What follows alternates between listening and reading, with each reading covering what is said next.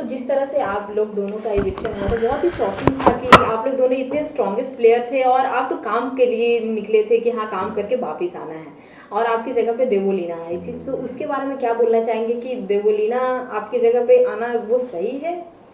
आपको लगा था, कितना सही लगा था और आप कितना शॉकिंग आपको लगा था कि आपका इविक्शन ऐसा होगा? इसके एविक्शन के बारे में बात करेंगे। ओके। और कुछ नहीं। यू। तो इसके एविक्शन के बारे में मुझे जब उस रात को पता लगा कि ये जा रही हैं तो मैं उसके बाद हर एक रात रुका रहा कि ये वाइल्ड कार्ड बन के आएंगी या कुछ बन के आएंगी। मुझे तो लगा ही नहीं कि पवित्रा जैसी कॉन्टेस्टेंट एविक्ट हो सकती है। कि मेरे हिसाब से तो हमेशा she would be one of the finalist. हालांकि मैं जब भी मौका आया मैंने ये नहीं बोला, मैं हमेशा उन्हें और चैलेंज करते जाता था और हमारी जो भी रिश्ते में उतार चढ़ाव होते थे उसके हिसाब से वीकेंड पर तो कुछ ना कुछ हो ही जाता था। लेकिन उसके बाद मुझे हमेशा यही लगता था कि वो वापस आएंगी। लेकिन ठीक है, अगर नहीं हुआ, कुछ रीजंस उसके हैं और बिग बॉस ज़िंदगी का एक हिस्सा है, ज़िंदगी नहीं है। तो अभी ज़िंदगी को जीतने जाएंगे।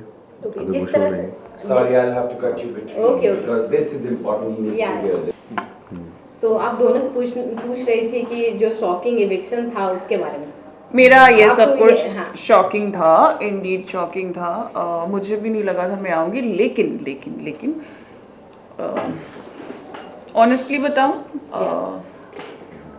मुझे कहीं ना कहीं ये चीज़ फील हो रही थी कि शायद बिकॉज एक हफ्ता में बहुत ज़्यादा लो थी। मुझे कुछ चीज़ों ने घर की कुछ ऐसा अफेक्ट किया था that मैं थोड़ा इमोशनल और मेंटल एकदम से टर्मोइल में चली गई थी बहुत बिग। इनफैक्ट एजाज की और मेरी कॉन्वर्जेशंस भी, मुझे फैंस जब क्लिप्स भेजते हैं, बिकॉज हम दोनों ने अभी तक शो का एक भी एपिसोड नहीं देखा है एक्सेप्ट आवर एंट्रीज,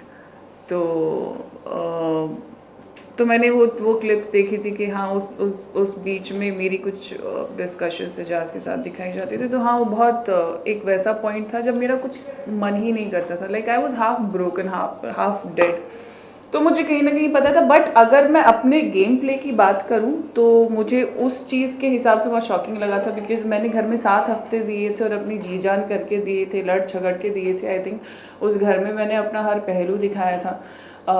फिर चाहे वो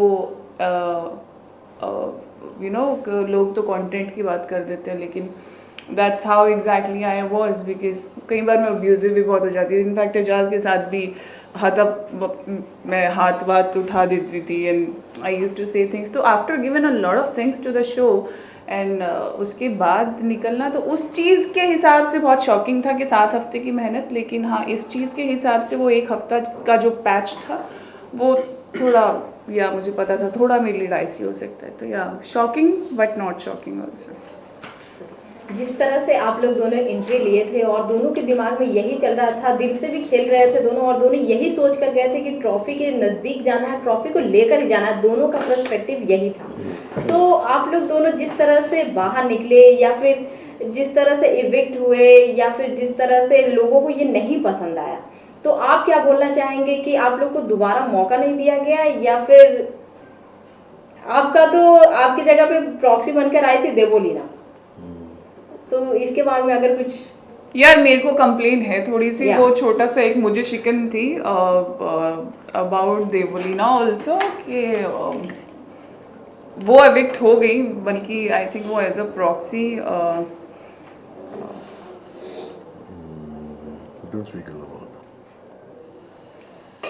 देवोलीना अपना गेम खेल रही थी। देवोलीना अपना गेम खेल रही थी, मेरी प्रॉक्सी बन के गई थी। लेकिन अनफॉर्चुनेटली मुझे वापस जाने नहीं मिला।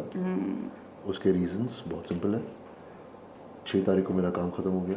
उसके बाद अगर मैं क्वारंटीन में जाता और फिर गेम के अंदर जाता, मुझे बहुत खुशी होती, लेकिन शायद प्रैक्टिकल नहीं था शायद। बाकी सब तो आपको मेकर्स ही बताएंगे क्या हुआ। और मैं उस बात को लेके बहुत हर्ट था बहुत दिनों के लिए। मैंने मीडिया से भी बात नहीं की, किसी से बात नहीं की। लेकिन I have to move on. मैं बिग बॉस के फॉर्मेट को बहुत रिस्पेक्ट करता हूँ, बहुत प्यार करता हूँ। बिग बॉस ने मुझे एक नई ज़िंदगी दी है, अपने आप को समझने का मौका दिया है, मुझे प्यार मिला है। इनका ही नहीं, मुझे लाखों करोड़ों लोगों का प्यार मिला है जो मैं सर आँखों पे रखता हूँ। इतनी इज्जत मिली है, इतना प्यार मिला है। अभी भी मुझे मैसेजेस आते हैं, अभी भी लोग इतना कहते हैं कि अगर आप जाते तो आप विनर हो सकते थे, आप फाइनलिस्ट हो सकते थे। हम लोग दोनों ने बहुत मेहनत की थी और मुझे लगता है हम लोग दोनों फाइनलिस्ट होना डिज़र्व करते थे, लेकिन अनफॉर्चुनेटली नहीं हुआ। कोई बात नहीं। जो मेकर्स हैं वो भी बहुत सेंसिबल हैं, उन्होंने भी जो भी डिसीजन लिया है सोच समझ के लिया होगा, शो के बेनिफिट को मद्देनजर रखते हुए लिया होगा। तो there is no problem in that. अभी हम क्या कर सकते हैं, एक्सेप्ट कर सकते हैं and we can move on and wish good luck to all the contests. Though I was very keen on getting back to the show जब सब लोगों की वापस से राहुल की और वो एक दौर ऐसा आया था कि सब बाहर आ रहे हैं, सब अंदर जा रहे हैं, you know. So that was one moment when I really felt bad about it, that everyone is like going inside after getting evicted also, and after given a choice also, and in fact after not given a choice also, people are coming out and then re-entering. So that was one moment because Ijaz was inside. And that was one moment where I started calculating that how much I have given to the show for 7 weeks and I deserve to get inside, and I couldn't get inside.